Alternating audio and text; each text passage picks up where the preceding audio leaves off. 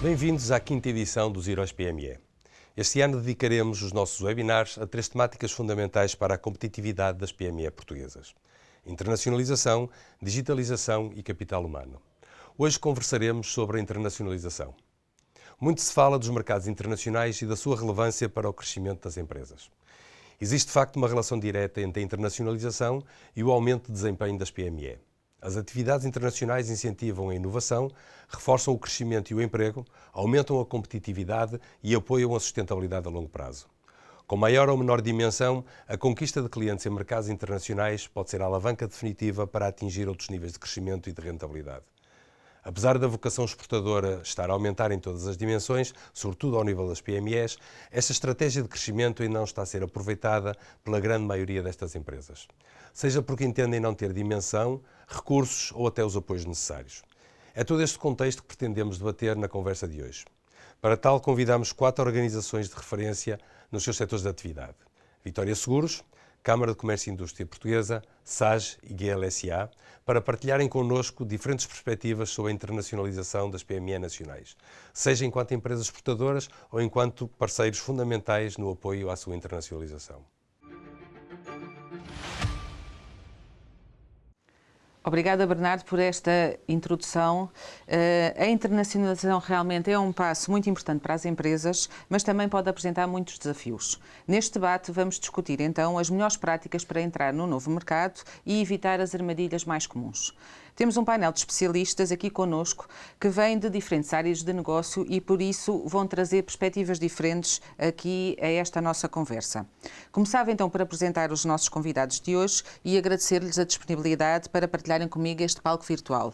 Estão connosco então hoje Pedro Magalhães, diretor de internacionalização da Câmara de Comércio e Indústria Portuguesa, Rui Tavares, Head of Marine Department da Vitória Seguros, Hugo Oliveira, Sales Director Enterprise Market da SAGE e Douglas Gilman, CEO da GL. Muito obrigada então mais uma vez pela disponibilidade. E Douglas, começava por si. A GL ambiciona ser uma empresa de referência na área alimentar a nível global. Tem 2 marcas, a So Natural e a Snog, e trabalha em 4 áreas de negócio distintas: o Travel Catering, a grande distribuição, o Corporate e também a vertente do Grab and Go. Pedia-lhe um bocadinho para contar como é que foi este percurso em termos de exportação/internacionalização e que nos falasse sobre os principais mercados onde atuam e como é que fizeram a seleção aqui destes mercados, se foi um bocadinho se foram proativos ou se foram reativos e reagiram a algum desafio que vos fosse colocado. Muito bem, muito obrigado. Boa tarde a todos. Foi reativo e proativo. Foi reativo em 2011, quando nós decidimos ir para a exportação. Havia uma crise enorme em Portugal. Depois de muitas crises que nós passámos, nós temos 84 anos de vida e, portanto, há várias crises, as empresas têm estes altos e baixos. E nós estamos numa crise brutal em 2011, todos nós passámos, eu penso que a mais grave de todas até agora. E, nessa altura, perdemos quase o mercado todo. Estávamos a fornecer a grande distribuição, perdemos o mercado e tivemos de tomar umas decisões brutais nessa altura. Tivemos que mandar muita gente embora na altura e tivemos que nos reinventar. E então nós tínhamos uma estrutura igual a qualquer multinacional, com BAMs, com CAMs, etc., com diretores de marketing e todo este tipo de estrutura. E nós não podemos vender em Portugal, o nosso futuro não é vender em Portugal. Portugal constipa-se regularmente, temos estas coisas, estes problemas regulares e, portanto, nós temos que olhar para fora. E agarrámos na altura no diretor de marketing e dissemos: olha, tu agora passas a ser diretor de exportação. E ele passou a ser diretor de exportação. Agarrámos numa product manager, tu agora passas a tomar conta de Espanha. Porque para nós a ideia foi, primeiro, Espanha tem que ser, a nossa fronteira física é os Pirineus e, portanto, Espanha tem que ser o mesmo mercado português e temos que o tratar exatamente da mesma maneira. Portanto, agarramos numa BAM, não precisávamos do diretor de marketing e o diretor de marketing foi depois à procura para lá dos Pirineus, à procura de negócio e a apresentar os nossos produtos. E, portanto, essa foi a fase reativa que nós tivemos. Depois começámos a olhar para os vários países, começámos a analisar os vários países e onde é que nós podíamos ser mais competitivos. E tínhamos na altura os sumos, que são os sumos de uma tecnologia diferente, tínhamos de ter um produto diferente. Tínhamos de ter um produto completamente diferente para estarmos no mercado. Na altura temos uma fruta extraordinária, fazíamos sumos de fruta fresca e fomos lá fora bater às portas aos clientes e aos vários países. Claro que os países mais interessantes na altura eram a Inglaterra, os países nórdicos. França é sempre um país mais competitivo. A Alemanha é o mais tradicional, que demora mais tempo a entrar. E Espanha fizemos como o mercado português. Foi assim que nós fizemos nesta parte reativa. Na parte proativa, mais tarde, depois de estarmos a produzir, isto aconteceu, é interessante, porque nós em 4 anos, de 100% no mercado português, passámos a 80% no mercado na exportação. Foi uma coisa, portanto, provou que nós podemos ser competitivos e, portanto, o papão da exportação não é assim tão papão. Contactar um cliente em Inglaterra ou em França é a mesma coisa que contactar a Sonai ou o Pingo Doce em Portugal. Portanto, é o mesmo tipo de approach, a mesma coisa. Temos é que nos meter e ver qual é a nossa oportunidade e qual é onde é que nós podemos estar e qual é o valor acrescentado que podemos dar aos clientes. Portanto, foi isso que nós fizemos. Ok. E quando fizeram essas abordagens e esse approach aos vários mercados, como é que o fizeram? Ou seja, foi essencialmente via contactos diretos, participaram em feiras? Eu sei que atualmente, ou pelo menos há algum tempo, se calhar até antes do Covid, tinham esse hábito, não é? De ir a feiras internacionais. Tiveram apoios de parceiros? Como é que as coisas aconteceram? Ou quem é que vos ajudou a fazer acontecer? Nós tivemos, nessa altura, tivemos um apoio extraordinário. Há uma mudança nessa altura com o AICEP e com o Pedro Reis. Há uma mudança grande em que passa a haver a diplomacia portuguesa, passa a ter uma importância mais comercial. E, portanto, há um apoio grande do AICEP, as embaixadas passaram a receber os exportadores e a abrir, a tentar incentivar, etc. As feiras, como é evidente, logo que nós decidimos, começámos a ir a feiras, porque a feira é um bom ponto onde num sítio nós conseguimos receber ou apanhar vários clientes importantes numa situação mais relaxada, etc. Portanto, as feiras foram muito importantes, continuam a ser muito importantes. Na altura, eu acho que houve uma fase em que depois nós exageramos em feiras a mais. Há que haver um contacto direto, há que tratar como um mercado nacional e fazer feiras também. Portanto, não pode ser só feiras, tem que se ir ao mercado e tem que estar no mercado e tem que estar presencial no mercado regularmente. E, portanto, fizemos por aí distribuição, distribuidores. Não atuamos muito por distribuidores. Nós temos a maior parte do nosso negócio são clientes do retalho e clientes de retalho em cada país, podemos contar 10 em cada um. E, portanto, ligamos diretamente com os clientes, não precisamos de muita distribuição, a não ser quando entramos no food service e no on the go, etc. Aí sim precisamos de distribuidores com capacidade de distribuição suficiente para ir aos múltiplos pontos de venda. Mas normalmente nós começamos sempre pela distribuição e foi por aí que começámos. Ok. Pedro, o Douglas referia, não é, que começou este processo em 2011, portanto já lá vão 12 anos, não é? 12 mais ou menos.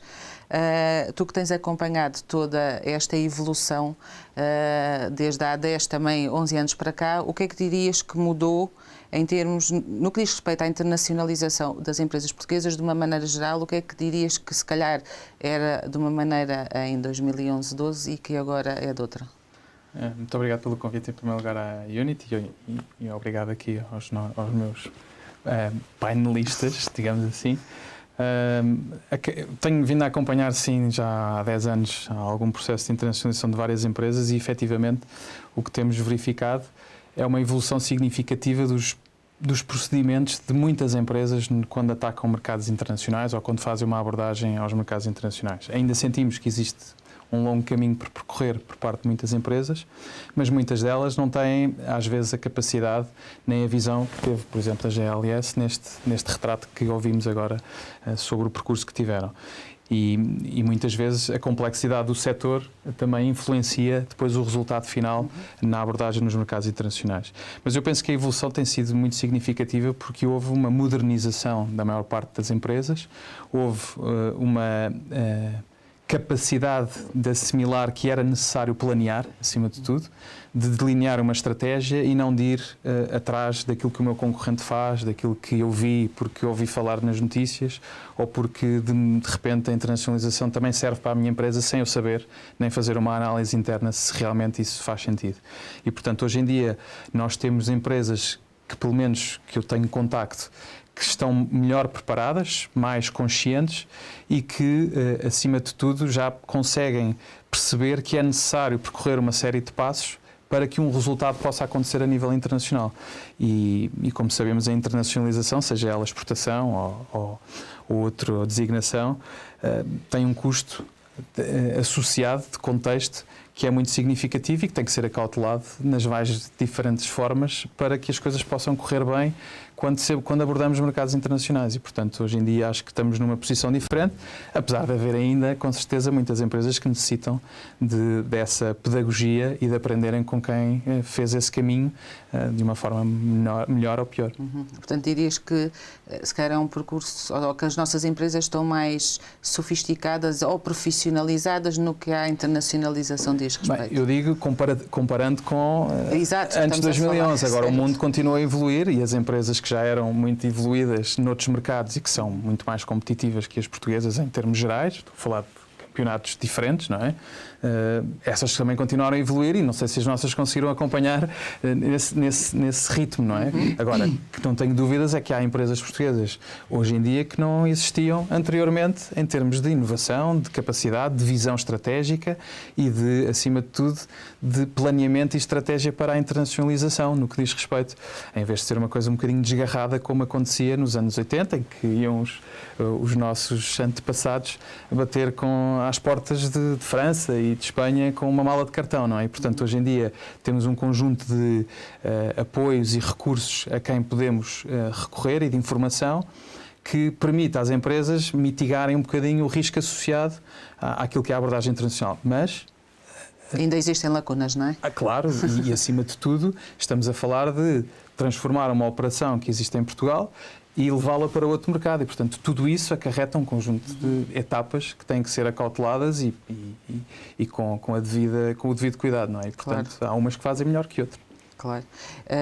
E quais é que dirias que são as principais lacunas existentes? Ou seja, há falta de formação, é o tema dos recursos humanos, das pessoas, é às vezes a liderança, a gestão, que também acaba por influenciar ou ter determinado tipo de expectativas para a internacionalização que muitas vezes não são cumpridas no imediato. Sim, eu acho que são todas essas que falaste e muitas mais. Acima de tudo, o que eu tenho verificado, apesar desta evolução que falámos, que é muito positiva e que é evidente, aliás, os resultados das exportações portuguesas estão à vista de todos, foi um ano recorde. São quase 50%, não é? Sim, do PIB, mas foi um ano recorde na maior parte dos principais setores exportadores nacionais, desde a metalomecânica, a IT, a farmacêutica, a alimentar, etc. E, portanto, para além disso, acho que, tendo como ambição sempre melhor, naturalmente existem lacunas que ainda continuam muito evidentes, não é? Nós estamos a falar de empresas que vivem com estruturas muito reduzidas de apoio na parte de exportação, convivem muitas vezes com pressões por parte das administrações e dos CEOs que têm uma visão um bocadinho, enfim, redutora daquilo que é o trabalho da operação. A falta de formação ainda é muito existente naquilo que é a adaptação dos recursos àquilo que é a necessidade que temos de ter de recursos para a parte de exportação. Depois podemos falar daquilo que é a parte do investimento de próprias empresas que até têm capitais próprios e são saudáveis financeiramente, mas depois são um bocadinho redutoras naquilo que é o investimento que têm que fazer para a internacionalização. E essa é uma parte que eu acho que é fundamental. As pessoas não estarem, ou as empresas não estarem permanentemente dependentes de fundos europeus para poderem fazer as suas ações internacionais. Eu acho que é importante haver uma complementaridade, acho que os fundos são fundamentais e ajudam com certeza as empresas, mas não pode ser uma dependência para as empresas poderem agir, não é? Claro. E, portanto, há empresas muito saudáveis, que eu conheço várias, mas que presumo que poderiam ter uma capacidade de investimento diferente se quisessem abordar determinados mercados. Mas eu não estou nessas empresas, portanto, posso estar a ser injusto em alguns casos. E, portanto, em termos gerais, eu diria que sim, que são esses temas que falaste, mais este, e depois temos associado uma componente, enfim, governamental / fiscal, que é complexa no nosso país e que deixa-nos fora de competição com outros mercados que têm vantagens competitivas proporcionadas pelos próprios governos que nós não temos. E, portanto, isso acho que é um fator fundamental. Ok.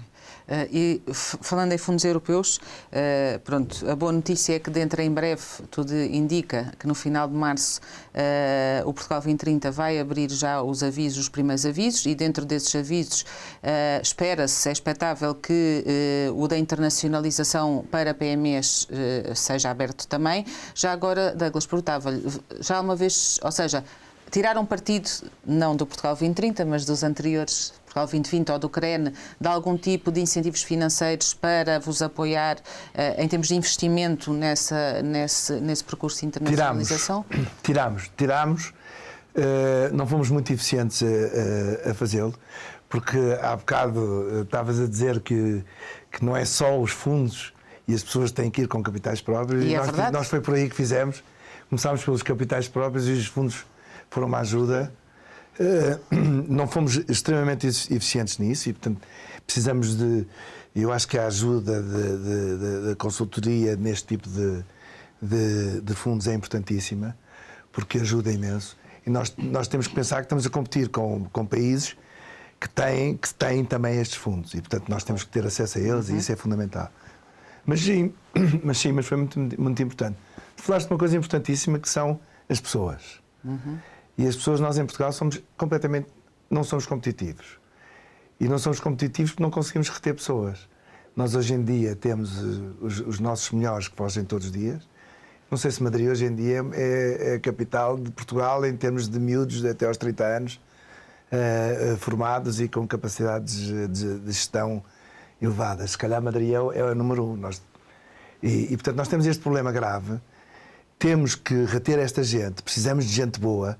Estando na exportação e estando a competir com empresas que são mais evoluídas do que nós há muito tempo, nós precisamos ter gente boa. E esta gente foge-nos todos os dias na mão.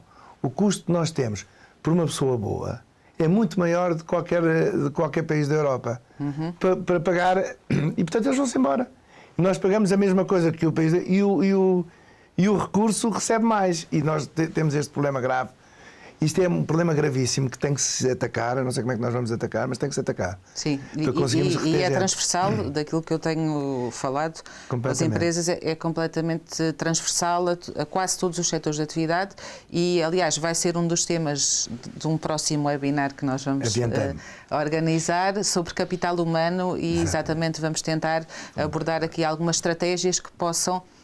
ou seja, em termos, o que é que as empresas podem fazer, não é, para tentar reter essas pessoas e proporcionar-lhes outro tipo de condições que as façam querer ficar aqui no nosso país. Hugo, falámos de pessoas, já falámos agora de financiamento, investimento, formação e a tecnologia. Ou seja, a SAS sendo uma multinacional britânica, que também já fez o seu percurso em termos de internacionalização, não é?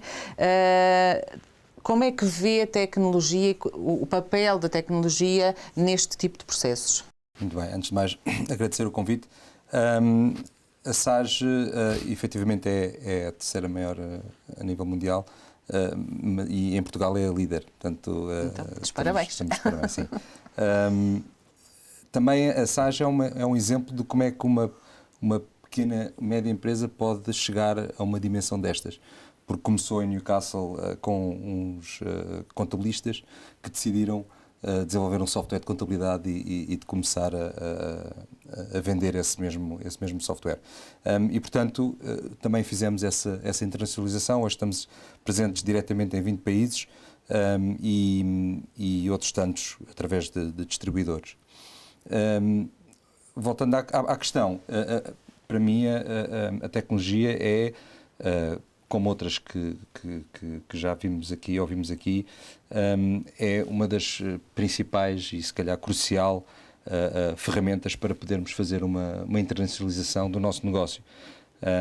Isto porque é com base na tecnologia que nos permite manter e sustentar os processos e os dados numa única plataforma, capaz depois de servir de ferramenta para a tomada de decisão com base nessa informação, para também ter uma fonte e um conjunto de ferramentas que nos permitem localizar o nosso negócio nas várias geografias onde estamos. A ideia é podermos tomar, aterrar as decisões de desenvolvimento de produtos, de desenvolvimento de serviços nessas geografias onde estamos presentes.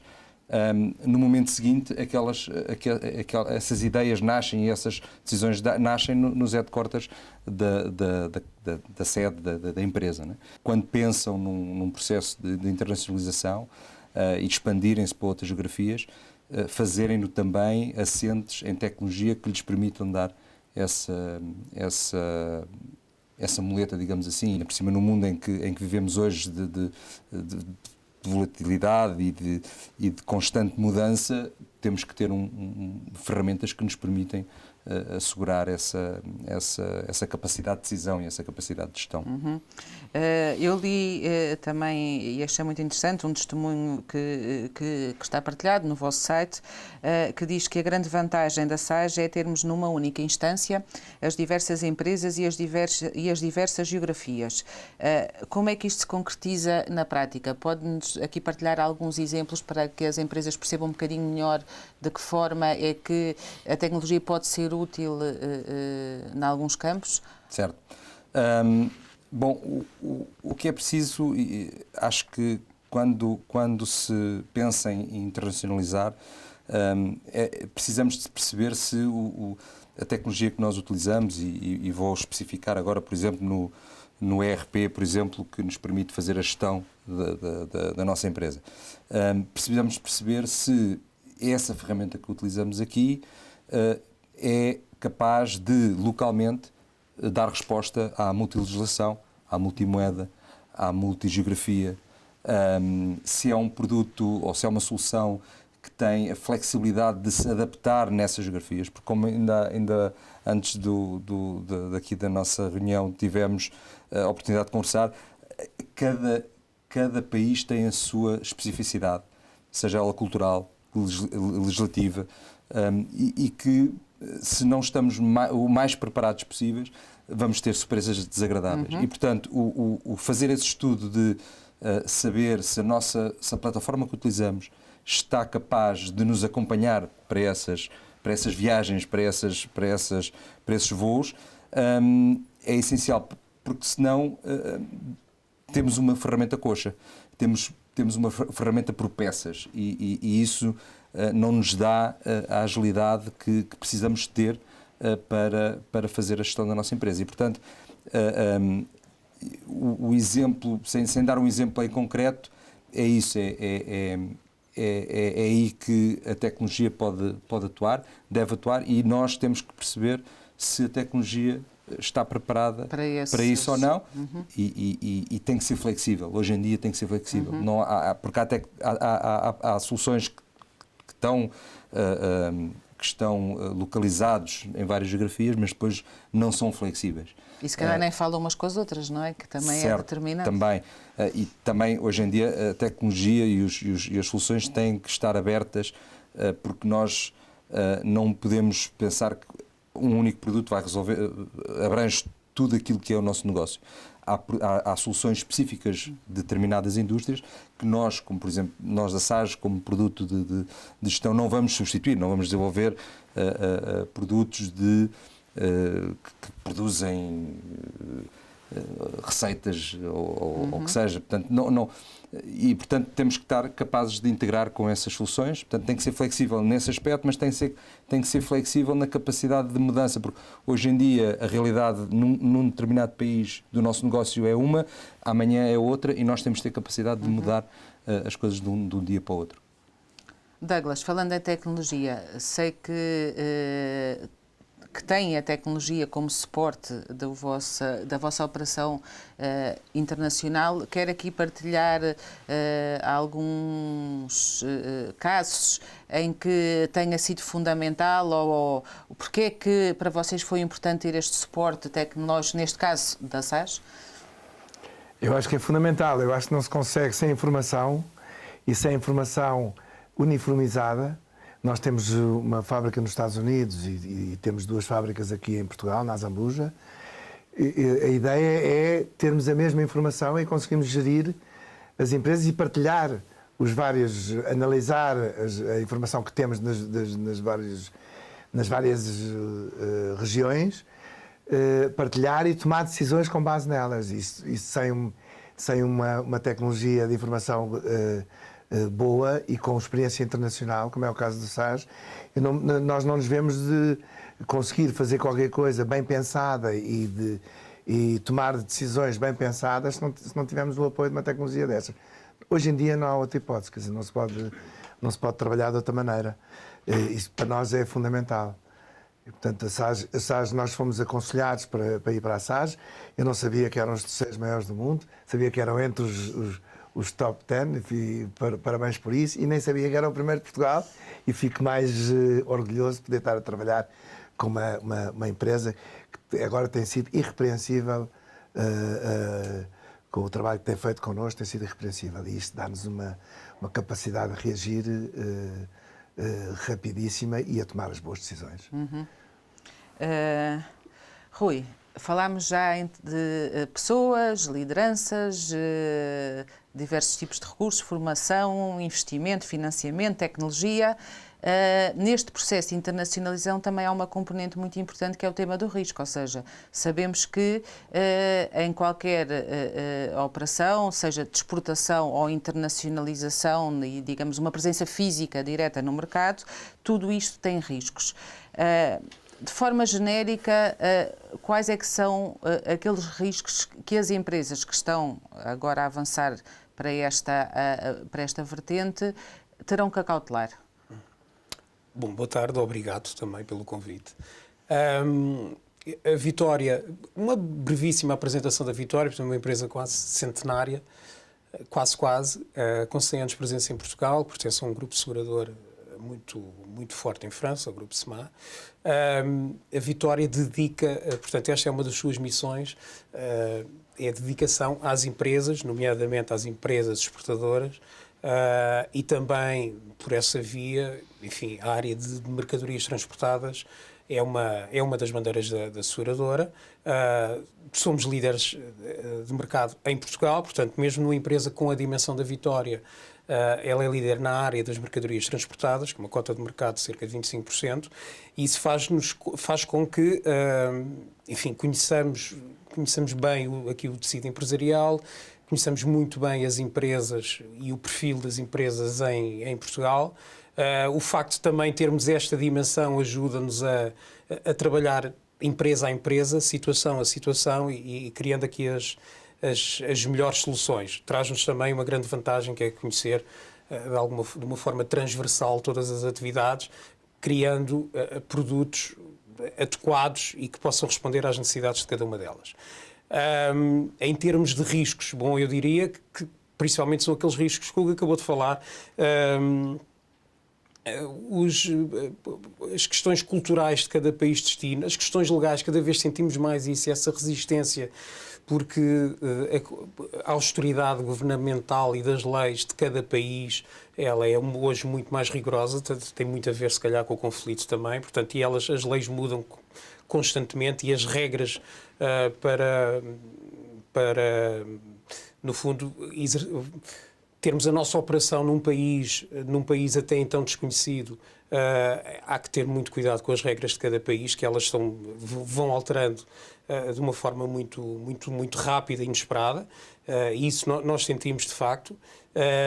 Depois, obviamente, a instabilidade política e geopolítica atual é um problema que sentimos. Nós, Vitória, sentimos isso na pele, sentimos principalmente, começámos a sentir na altura da pandemia, e aí a persistência, a resistência e a imaginação das nossas empresas fez com que conseguíssemos trabalhar em mercados alternativos. A Vitória teve negócio em atividades que habitualmente não tinham. Tivemos situações em países que habitualmente não conhecíamos.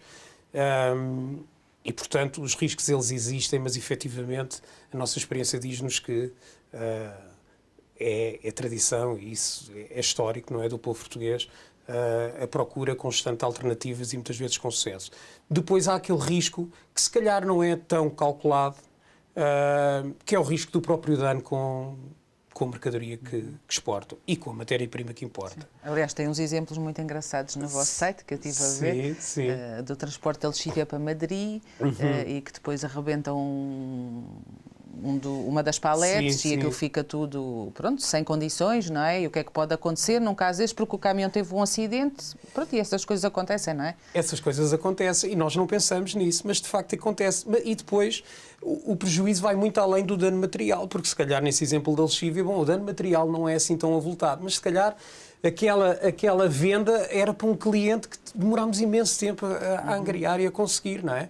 E portanto há aqui um trabalho e um investimento de toda a empresa que depois sai defraudado logo no primeiro envio. E o seguro de mercadorias propõe-se repor o bem ou restituir o valor do investimento para que a empresa possa, no menor curto tempo possível, repor a mercadoria no destino. A mercadoria sofre imensos riscos ao longo do transporte, que não são calculados e, portanto, mesmo que a empresa emprega as melhores diligências e medidas na proteção da mercadoria, contrata o melhor transitário, não tem como prever ou pelo menos precaver-se destes riscos e destes danos que muitas das vezes lá está, são muito superiores ao valor investido bem. Portanto, há o risco reputacional, há o risco até da quebra de cash flow, porque, enfim, houve aqui um investimento muito grande, conseguimos angariar aqui um cliente e que, de repente, é quebrado por um evento pequeno ou grande, não é? Portanto, há os riscos, há as grandes catástrofes que vão acontecendo também. Portanto, nós temos registro em 2021, creio eu, 3.000 e qualquer coisa acidentes com navios, não é? Que colocam em causa a carga. Depois não esquecer também a figura da avaria grossa, a nossa carga que é embarcada naquele navio e o navio tem um acidente que coloca em risco a carga e o navio é declarado avaria grossa e, portanto, cada participante na carga tem que comparticipar no salvamento daquele navio. Se não tem seguro, é um custo que vai direto à empresa e a mercadoria só é libertada após a prestação de uma caução. Portanto, o seguro responde também. Portanto, lá está. E aqui não há um dano efetivo com a carga. Há sim um dano, um potencial dano com a carga e com o navio em si. E depois há esta necessidade de contribuir para o salvamento do navio. Isto é uma lei secular. Aliás, eu lembro-me que houve aí uma situação, não há muito tempo atrás, no canal do Panamá, Canal do Suez. Não, no também canal no do Panamá é mais recente, sim. Mais recente, sim, que... com menos Pronto, sim, mas que acabou por ter algum impacto porque os navios tiveram que ficar parados. Sim. Houve mercadoria perecível que acabou por se estragar, não é? Aí Pronto. é um dano, é um dano, não é? Sim. E são coisas que realmente as empresas depois não estão à espera, não é? Mas todos esses custos com o salvamento de navios, com os rebocadores, esses custos têm que ser comparticipados por todos os participantes naquela viagem, naquela aventura marítima, não é? E se eu não tiver seguro, a minha carga, que pode até nem ter um grande valor, fica retida. A não ser que eu preste uma caução e depois daqui a 3 ou 4 anos me digam, olha, para salvar este navio, a sua parte é de tanto. E com o seguro, quer dizer, é a seguradora que tem que tratar de tudo, passa uma garantia e a carga é libertada. E depois, enfim, todos os danos que efetivamente podem acontecer desde o momento em que sai do meu armazém até que chega ao destino final. Portanto, este é o grande risco, é aquele que eu acho que efetivamente é mais, no fundo, tangível, mas que não é tão calculada a priori. E por curiosidade, as nossas empresas antecipam, ou seja, ou é habitual antecipar ou muitas vezes só vos contactam quando as coisas já aconteceram e depois às vezes é difícil remediar? Continua a existir. Eu lembro-me quando passado falámos sobre isto. Sim. Eu diria que de um ano para o outro não há grandes diferenças, mas nos últimos anos já sentimos que, enfim, já faz parte da gestão de risco empresarial a questão do seguro e a questão de ter um certificado de seguro para aquele transporte. Já é diferente.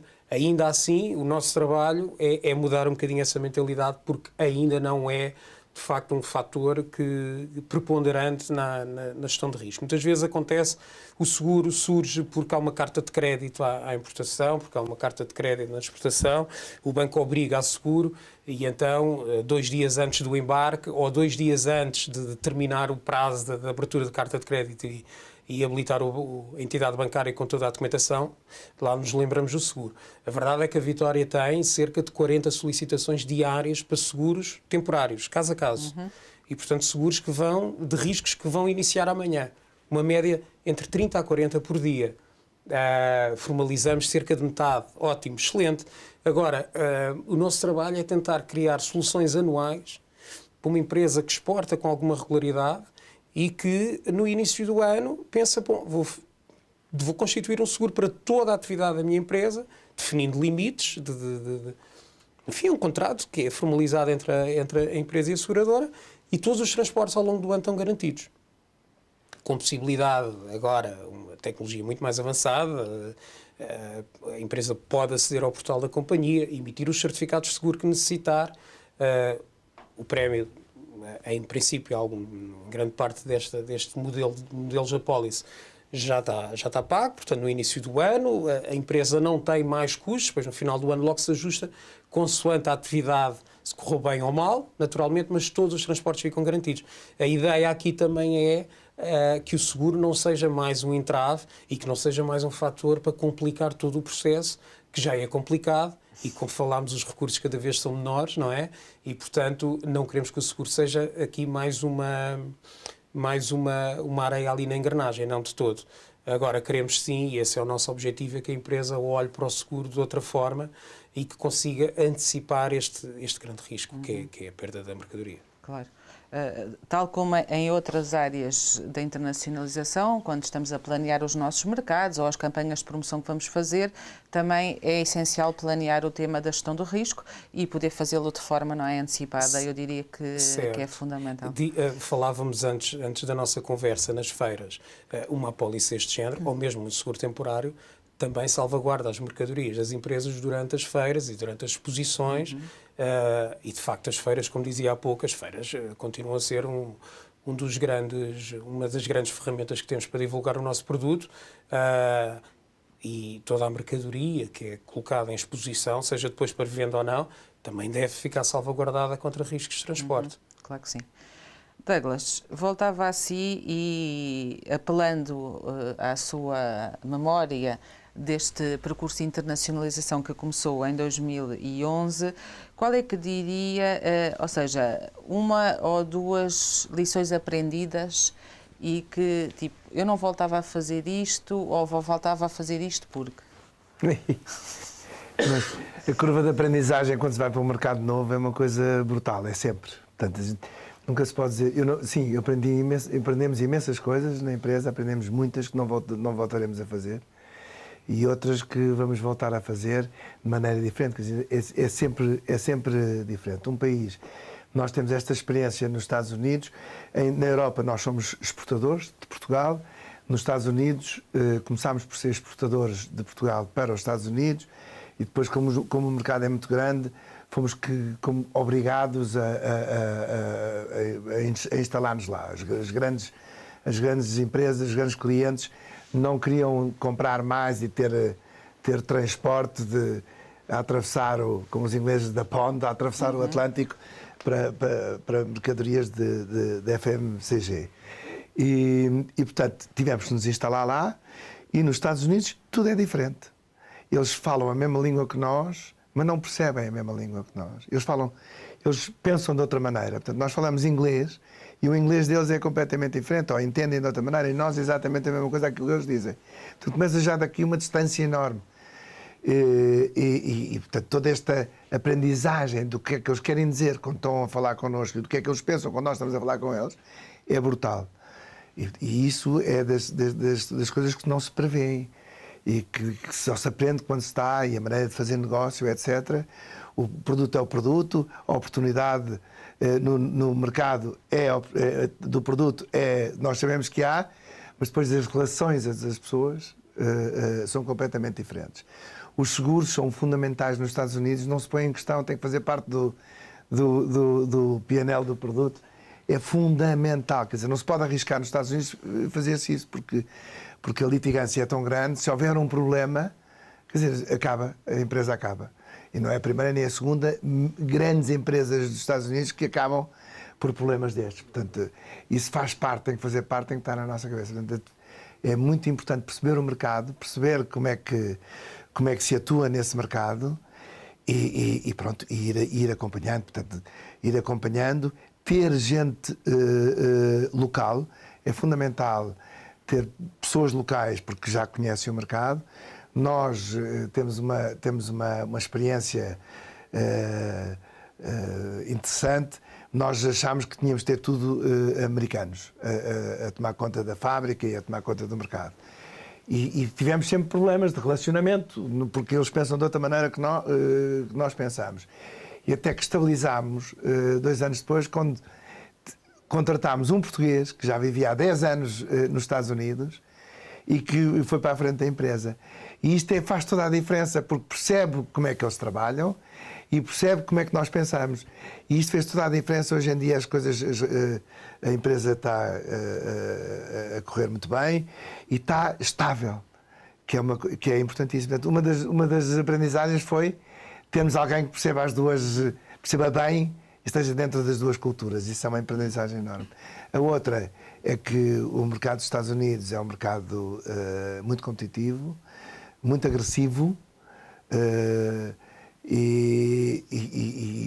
nós temos de estar prontos para conseguir essa agressividade, para nos defendermos dessa agressividade e estarmos par a par. Portanto, é outra diferença. É completamente diferente de fazer negócio na Europa do que fazer negócio nos Estados Unidos.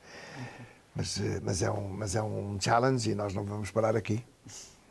Não, isso é uma partilha muito importante, porque o mercado dos Estados Unidos, aliás, é o segundo maior mercado a seguir ao UK, penso que é o segundo maior mercado neste momento cliente de Portugal em termos de exportações, portanto quer dizer que muitas empresas portuguesas estão a olhar para aí, portanto se é uma dessas empresas, acho que é muito importante essa partilha que o Douglas fez aqui. E venham mais, porque nós precisamos de mais portugueses para partilharmos estas nossas experiências, é fundamental. Para partilharmos. Fica aqui o desafio. Exatamente, eu queria só dizer uma coisa. Fomos muito bem recebidos pela Embaixada Portuguesa nos Estados Unidos, muito bem recebidos, sempre apoiados, sempre que precisámos de apoio, sempre nos deram. E pronto, é um país extraordinário para se poder fazer negócio. Portanto, venham ter connosco. Hugo, aqui para fecharmos um bocadinho aqui a nossa conversa e tendo por base a experiência que têm de acompanhar também na realidade este percurso que as PMEs fazem para expandirem os seus mercados de atuação, que fatores críticos de sucesso é que lhe parecem mais relevantes e que fazem a diferença no facto de uma empresa ou uma PME ser bem sucedida lá fora ou não? Para além da tecnologia, claro. Essa é fundamental. E esquecendo a tecnologia, ou esquecendo especificamente a tecnologia que nós representamos, eu acho que o essencial, esquecendo, mas com base naquilo que é a nossa experiência, que é efetivamente a implementação e fazer o rollout dos projetos para esses países. Acho que é essencial é o conhecimento dos mercados para onde vamos, a todos os níveis. E depois as parcerias que escolhemos para nos apoiar nessa aventura, porque sem estarmos com os parceiros corretos, o risco de falhar é enorme. E agora, dando o exemplo da tecnologia, como já tinha dito antes, é essencial se perceber quais são as soluções que precisamos implementar para dar suporte ao nosso negócio, mas depois é preciso saber quais são as empresas que nos vão suportar essa implementação e o suporte que precisamos, que vão precisar também de ter localmente a capacidade de resposta nessas geografias, porque vivemos num mundo global, o trabalho à distância hoje é muito fácil e faz com alguma facilidade, mas é sempre necessário localmente haver uma presença física que dê suporte ao negócio no local. No local, claro, e a confiança que isso dá, não é? Exatamente, porque nestas coisas, como sabemos, a lei de Murphy, quando as coisas correm mal, e portanto e portanto eu volto ao que disse inicialmente, portanto, as parcerias, ter o conhecimento do mercado, ter o conhecimento das geografias onde estamos a todos os níveis, e ter os parceiros certos para nos apoiar nesta jornada e nessa expansão. Douglas, quer acrescentar mais algum fator crítico de sucesso aqui a estes que já falámos? E já agora, se me permite, e sermos audazes, porque e era um exemplo que há bocado quis falar e não me recordei, e aplica-se também aqui a esta questão. Durante a pandemia, houve uma informatização enorme das empresas. Porque efetivamente as empresas foi uma das coisas boas que trouxe, foi certo, essa. Exatamente. E hoje em dia até as microempresas em Portugal conseguiram começar a exportar.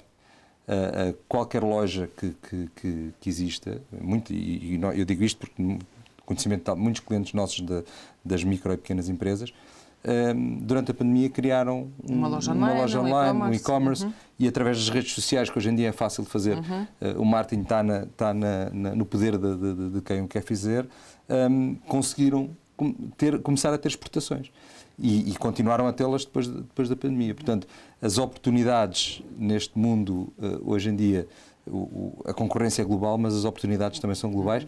E a tecnologia ajuda muito nesse aspecto. E a audácia de querer expandir, seja virtual, seja fisicamente, para outras geografias, é importante.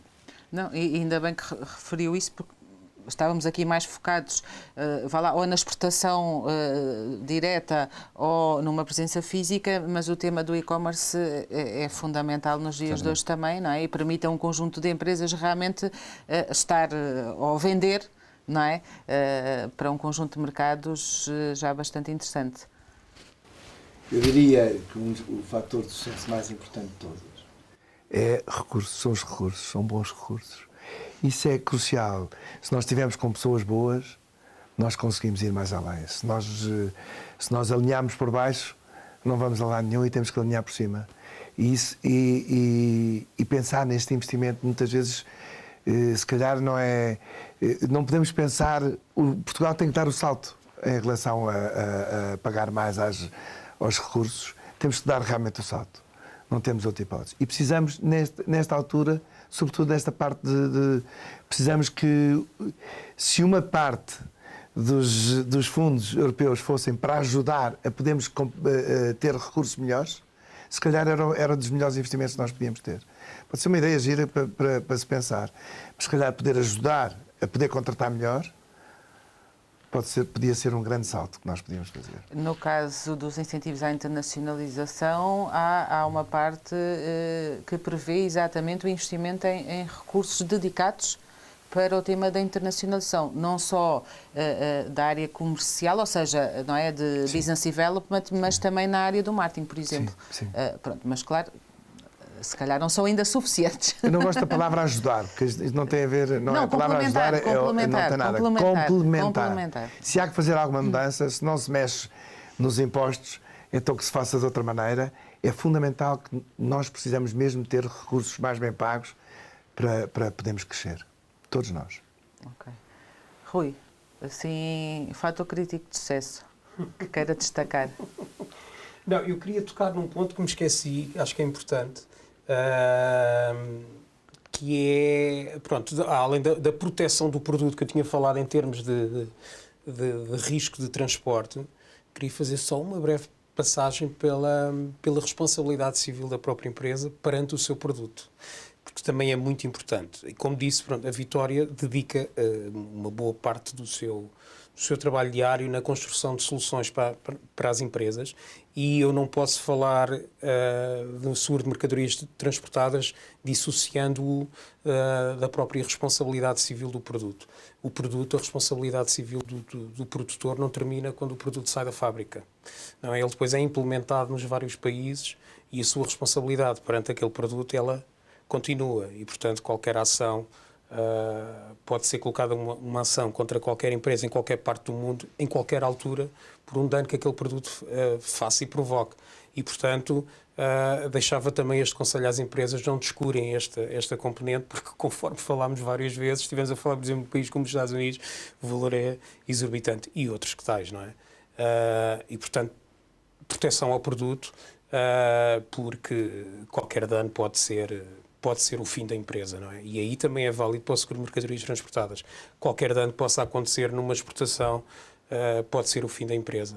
E o custo do seguro, no meio disto tudo, apesar dos aumentos, o custo do seguro no meio disto tudo é mínimo. São percentagens mínimas, até porque a probabilidade de dano também não é assim tão grande. Mas quando ela existe, de facto, para a empresa é muito grande. E esta era a nota que eu gostava de deixar. E já agora terminava perguntando qual é que lhe parece ser atualmente o maior desafio que as empresas portuguesas têm quando pensam em internacionalizar, ou seja, da sua experiência, é o quê? São barreiras alfandegárias? O que é que é para si o mais relevante? O que nós temos sentido, até de conversas que temos com as várias empresas, é esta disrupção e esta dificuldade na cadeia logística. Nós sentimos hoje, de facto, atrasos nas viagens que antes não aconteciam. Isso já começámos a sentir antes da pandemia. A pandemia foi o caos. Depois, com a retoma, o maior caos se tornou porque retomou-se um fluxo de mercadorias fora do normal, com portos encerrados, com falta de contentores. O conflito Rússia-Ucrânia veio piorar ainda mais a situação. Portanto, este cocktail faz com que hoje tudo seja diferente. E eu acho que a grande dificuldade que as empresas sentem, de facto, é não há stocks e, portanto, tudo isto é uma cadeia. E o grande cuidado é na forma como gerem as suas encomendas, na forma como gerem o seu processo todo logístico. E também o dano à mercadoria durante esta cadeia, porque há tendência para a mercadoria passar por mais locais do que passava antes, as viagens são cada vez menos diretas, os custos de transporte maiores, a empresa tem tendência a optar por custos mais reduzidos, se calhar optar por um navio que vai fazer mais 2 ou 3 transbordos, porque dessa forma tem um custo menos elevado. Há mais paragens nos postos alfandegários. E, portanto, esta é, perante a nossa experiência, esta, de facto, é a grande dificuldade que as empresas hoje sentem. E nós sentimos. E porque, de facto, os sinistros que nós temos hoje, à parte daqueles naturais, dos fenómenos da natureza, dos roubos, dos manuseamentos incorretos, têm muito a ver com estes atrasos e danos que ocorrem no excesso de trânsito, que antes não aconteciam, não é? Se uma viagem daqui para Luanda se calhar não é um bom exemplo, mas enfim, uma viagem que antes demorava 2 semanas e meia, 3 semanas, hoje pode facilmente durar 2 meses ou 3 meses. Importações também, muito da Ásia, que hoje demoram muito mais tempo. E, portanto, aí nota-se, é impossível uma empresa no início do seu exercício, claramente, planear aqui todas as vendas ou pelo menos todas as expedições que estão preparadas. Nunca será conforme planeamento, até pode ser melhor, mas a verdade é que elas demoram muito mais tempo e estão sujeitas a mais riscos que antes não estavam. Eu acho que esta é a grande dificuldade que as empresas enfrentam e sem o fim de conflito à vista está para durar, não é? Claro. Douglas, isto também é um desafio para a GL? Os riscos da... Não, este tema dos transportes e da cadeia logística. Ontem tinha 2 caminhões parados em Inglaterra por causa da história do Brexit. Tivemos 2 caminhões parados durante 2 dias. E depois lá se resolveu sem nada aparente, não havia nada. Estavam lá parados como estavam mais 50 e eles escolheram aqueles para parar. Portanto, existem estes problemas. Já foi mais grave com a história de nós continuamos a mandar algumas coisas para os Estados Unidos. Já demorou muito mais tempo, já custou o triplo do preço, já está a reduzir agora. Mas realmente os transportes é um problema gravíssimo hoje em dia, a logística é um problema gravíssimo. E a história do just in time, hoje em dia toda a estrutura económica está baseada no just in time, começou nos carros, nos automóveis, etc. E hoje em dia, quer dizer, ninguém tem estoques, ninguém pode ter dinheiro espalhado no armazém, toda a gente tem que receber todos os dias produto para consumir amanhã e há uma disrupção enorme por estes temas que foram aqui falados. As coisas tendem a resolver-se, mas ainda há um problema grave e, portanto, tem que se ter mais tempo. Nós estávamos agora a pensar com esta paragem, temos que mandar uma semana antes para termos a certeza que uma semana antes é menos uma semana de vida de produto em Inglaterra. Portanto, tudo isto é complicado. O que nós temos que fazer é, como em tudo, e as empresas têm que ser assim, têm que se adaptar às situações. Agora estamos a passar por esta. Quando acabar esta, vai aparecer outra qualquer e nós temos que cá estar. E para isso, volto a dizer, precisamos de gente boa para atuar quando precisa de atuar. Hugo, que desafio é que vê, ou que lhe parece que seja mais difícil de as empresas, digamos, lidarem ou gerirem nesta altura? Eu punha a situação ao contrário. Quais são os desafios de uma empresa portuguesa que queira crescer de uma forma sustentável, contínua e que tenha a ambição de chegar a uma determinada dimensão? Qual é o desafio se não fizer a internacionalização? Porque o mercado português é uma coisa minúscula, o mercado ibérico é um bocadinho maior, mas já começa a ser curto para algumas empresas, claro. Mas é curto e, portanto, quem efetivamente cria uma empresa para que a mesma cresça de uma forma sustentada, continuamente, sem parar, e que ambicione ter uma dimensão e uma pegada no mercado, se não fizer a internacionalização, não o vai conseguir. E, portanto, acho que esse é que é o desafio. Nós, antigamente, estávamos e estávamos virados para o mar e fomos à procura. Temos que continuar a fazê-lo, porque sem isso não sobrevivemos. Muito obrigada a todos pela vossa partilha de experiências, conhecimentos. Acho que foi uma conversa muito útil para quem nos está a ouvir e espero que este debate que impulsione mais as PMEs do nosso país que ainda não iniciaram este percurso da internacionalização a darem os primeiros passos. Obrigada mais uma vez aos nossos convidados, a todos aqueles que nos estiveram a acompanhar durante estes minutos e não se esqueça, ainda pode enviar a sua candidatura aos Heróis PME até ao dia 19 de março, seja na categoria geral, Startup, Internacionalização, Sustentabilidade ou Transformação Digital. Mais uma vez, muito obrigada e até breve.